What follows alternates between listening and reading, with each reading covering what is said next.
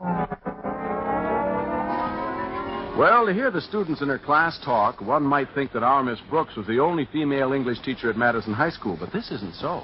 No, there are several English teachers at Madison, of whom 5 are ladies. Then there's Miss Enright. For almost 6 years now, we've been waging what might be termed romantic warfare. Objective, biology teacher Philip Boynton. Knowing Mr. Boynton's passion for food, I scored a strategic victory early last week when I invited Mr. Boynton to dinner on Thursday night. He accepted, so bright and early Thursday morning, I called the butcher and ordered a pot roast. And that is Mr. Boynton's favorite dish. And that includes me and Miss Enright. Well, after dressing, I hastened into the breakfast room and greeted my landlady. Good morning, Mrs. Davis. I'm all ready to break bread with you. You won't have to, Connie. It comes sliced. Now sit down and drink your juice, dear. What kind of juice is this, Mrs. Davis? It's artichoke juice. Artichoke juice? Yes. I bought it in the new health food department in the market this morning. I also ordered some delicious steaks from them. What kind of steaks? They're perfect replicas of New York cuts. Replicas? Actually, they're made out of soybeans and watercress. But you can never tell the difference. Believe me, I could tell the difference. Oh, Connie, there's something I must tell you. When I was in the market this morning, I met Miss Enright. Oh? What did the delightful Daisy have to relate? Well, she told me she was ordering just for herself. She was planning a lonely dinner for one. That's when she told me how fortunate I am. And she paid you a lovely compliment. A compliment? Yes. She said, Mrs. Davis, you don't know how lucky you are to have someone to dine with every night, even if it's only Miss Brooks. What a doll. I felt so sorry for the poor thing. I invited her over here for dinner tonight. What? But, Mrs. Davis, she probably knew I'd invited Mr. Boynton over here tonight. Don't you see, she deliberately wangled this invitation out of you. But, Connie, she didn't seem to be wangling. Well, that's the beauty of experience. When a wangler like Miss Enright wangles you, you don't suspect any wangling until you've been wangled. But, Connie, I talked her into canceling her own order at the market, invited her here. You'll just have to share your pot roast with her. Well, what's done is done, I guess. But between you and me, Mrs. Davis, with the pot Daisy Enright's got, she doesn't need my roast.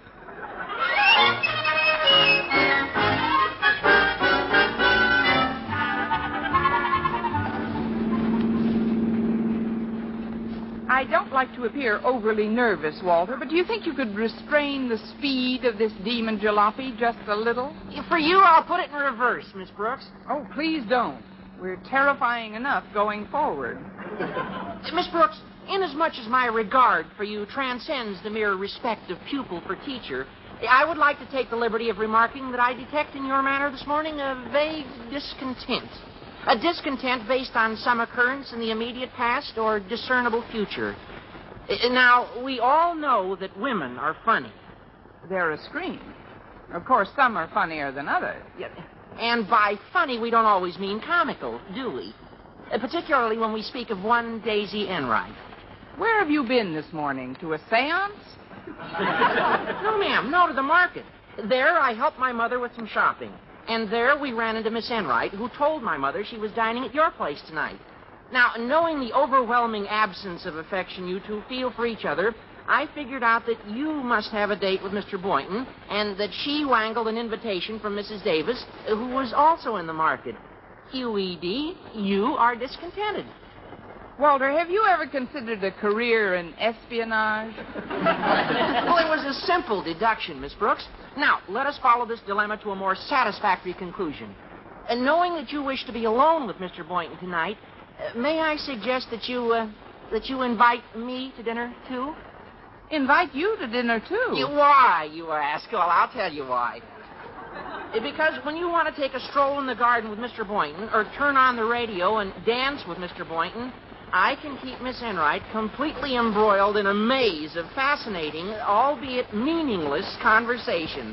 Well, You might not believe this, Miss Brooks, but I have it in my power to keep up an almost constant flow of gibberish, calculated to send the most bovine of listeners into a state of panic, wherein fleeing the premises is only one of the lesser manifestations of shock. Am I invited? Be there at 7, tie optional.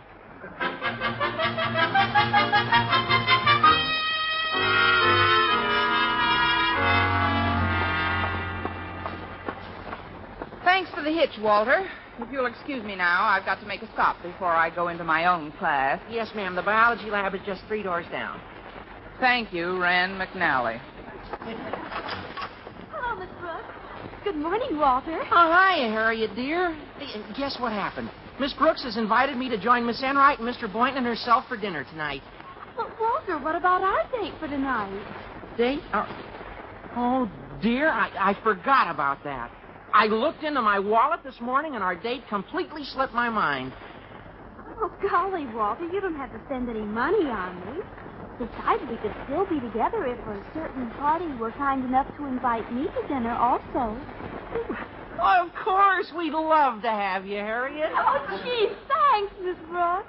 I was walking along, minding my business. Well, you're welcome, Harriet. May I ask the nature of the convention outside my office? Miss Brooks just invited me to dinner, Daddy. I see. We'll send her in immediately, please. Yes, Daddy. Won't you go into Daddy's office, please, Miss Brooks? All right, Harriet. I'll see you later, everybody. You wanted to see me, Miss Conklin? I've been holding my breath. Miss Brooks, across the hall and 3 doors to the right is a door. This door leads into a room. What is this room, Miss Brooks? That's the biology laboratory, sir. That's what I thought.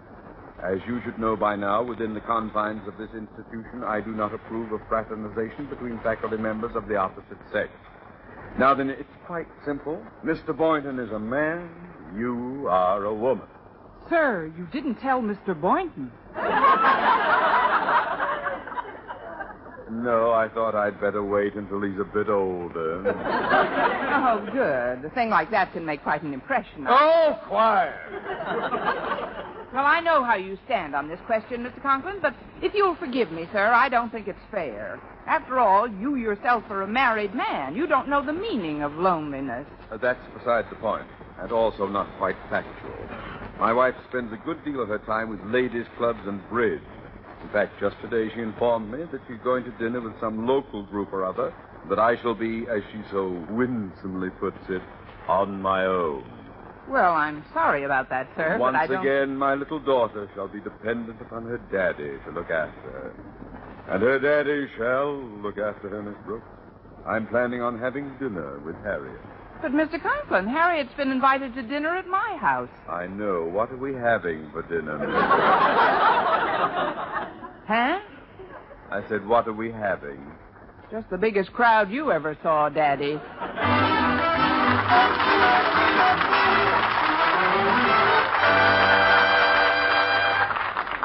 At noon, I entered the school cafeteria, and as luck would have it, I spied Mr. Boynton just sitting down at a table across the room. Having nothing better to do, I sauntered over. Hi, Mr. Boynton. Mind if I sit down? Oh, not at all, Miss Brooks. There's something I have to tell you. Yes? Well, due to a misunderstanding on Mrs. Davis's part, we won't be dining alone. We won't? No, she invited someone else this morning, and this, in turn, set off a rather disturbing chain reaction. As it winds up, I'm having quite a dinner party. Oh, well, I hope you don't misunderstand, Miss Brooks, but I'm genuinely disappointed. In fact, I'm chagrined. Honestly, Mr. Boynton? Yes, indeed. Quite a blow to learn that others are going to be present tonight. I'd rather hope that we'd be alone, Miss Brooks.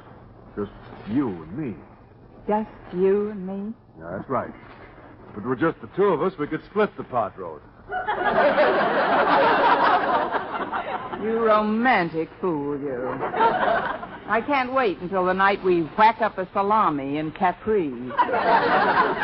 But, Mr. Boynton... Well, salami doesn't agree with me very well. Oh, forget it, Mr. Boynton. It was just a long, thin figure of speech. I thought I'd tell you who was invited. There'll be Walter Denton and Harriet Conklin and, of course, Mr. Conklin. Why Mr. Conklin? Because his wife's going to a hen party and left Harriet in his care, and I invited Harriet. But who invited Mr. Conklin? Mr. Conklin. But, Mr. Boynton, there's one more person I haven't mentioned yet. Miss Enright will be present, too. Miss Enright? Well, say, that won't be so bad. It won't, huh? No, I don't think she goes much for pot roast. Well, it could be worse, I suppose. I might be serving lamb chops, and with those little pants on them, I know she'd go for those. You know, what really annoys me about the entire affair is the way Miss Enright wangled her invitation out of Mrs. Davis. Well, what did she do? Right in Hirsch's meat market, she did everything but the death scene from Camille. Well, I can't say that I see anything wrong in a woman employing a bit of innocent deception to attain her end. I wish I could attain her end. Well, actually, it shows that she has ingenuity. She's using her gray matter. Now, these actions clearly indicate that Miss Enright's a thinker. Closer you'll never come. But let's forget about Miss Enright. Well, that may not be so easy. She's heading this way with her lunch tray. Oh, maybe if we're real quiet, she'll go on by. Yoo-hoo, Mr. Boynton. Mind if I join you? Oh, certainly not, Miss Enright. Oh, let me pull up a chair for you. Oh, don't bother. I'll just shove the old laundry bag off this chair. Oh, it's you, Miss Brooks. Oh, how are you today, you dear, dear person? Divine, darling. You don't mind if I sit down, do you? Oh, not at all. Pull up a wide chair and squat. If you ladies will excuse me for a moment, I'm going to get myself a cup of coffee. I see you got yours, Miss Enright. How about you, Miss Brooks? Would you like a cup? Oh, thanks, Mr. Boynton. I'd love one. Fine.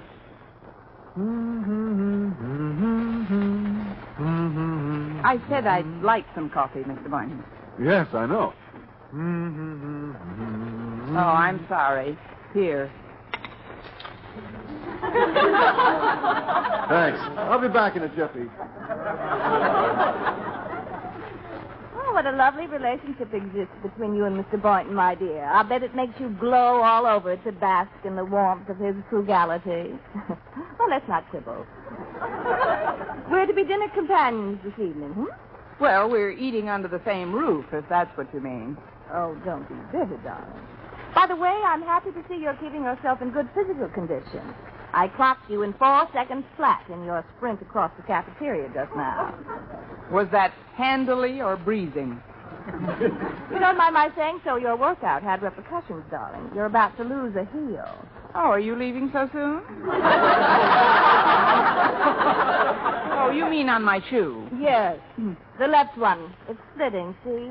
Right below that spot where your stockings flop over the top.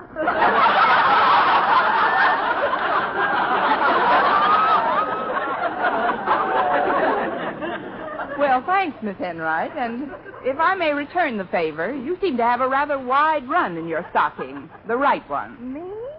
Oh, you're not wearing stockings. Sorry. Look, Miss Enright, we may not be overly fond of each other, but we're adult human beings. This verbal hair-pulling is rather childish. Oh, here you are, Miss Brooks. Oh, thank you, Mr. Boynton. Well, Miss Enright, are you all ready for our little dinner party at Miss Brooks' place tonight? Mr. Boynton, I'm looking forward to it with bated breath. Is that cut bait or live bait? It'll be nice to have a home-cooked meal for a change. Last night I dined at the Zenith drugstore. The Zenith? That's where you took me last Saturday, isn't it? Yes, but I don't think I'm going to patronize them anymore. They charge 70 cents for roast beef. 70 cents? Well, that's funny. I had roast beef when we were there, and it only cost me 60 cents.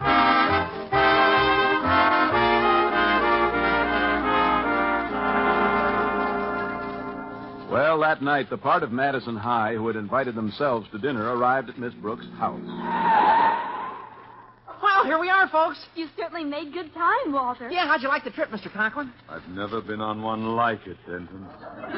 Oh, thank you, sir. I hope never to go on another. Come on, I see Miss Brooks is waiting at her front door for us. Hi, Miss Brooks. It's nice of you to meet us at the door like this. Huh? Oh, hello, folks. I'm not really meeting you. I'm just looking for my key. I'm a little late getting home. Oh, that's okay, Miss Brooks. Well, I trust this won't delay our dinner. I'm hungry enough to eat a bear.